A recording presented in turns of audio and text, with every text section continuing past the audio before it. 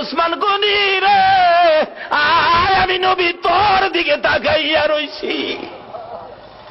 মসজিদে নববীর বারিন্দায় আমার নবী উসমান গনির দিকে তাকিয়ে আছে।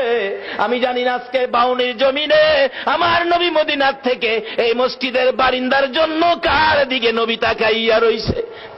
উসমান গনি আয়, আমি নবী তোমার দিকে তাকিয়ে আছি। নবীজির সামনে দাঁড়াইলে উসমান গনি ডাকতেছে, ইয়া রাসূলুল্লাহ, বলুন কিসের বিনিময় আপনার চোখের পানিগুলো মুছতে পারি? আমার নবী কান্দে, উসমান রে, পারবিনি ইহুদির বাড়ির খেজুর গাছটা আমারে কিনা দিতে? আমি নবীর চোখের পানি বন্ধ হয়ে যাবে।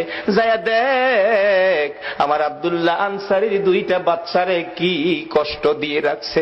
7 দিন চুলায় আগুন নাই রে, এই খেজুর গাছের খেজুর টুকাইয়া বলে খাইছিল।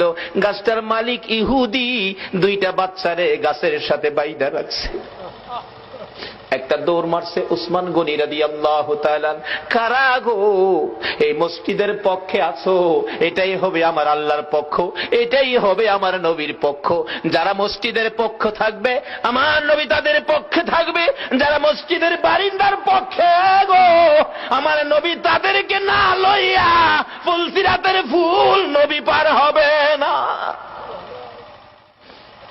উসমান গনি ডাকি, ইয়া রাসূলুল্লাহ, কথা দিলাম খেজুর গাছ না নিয়ে আমি আসবো না।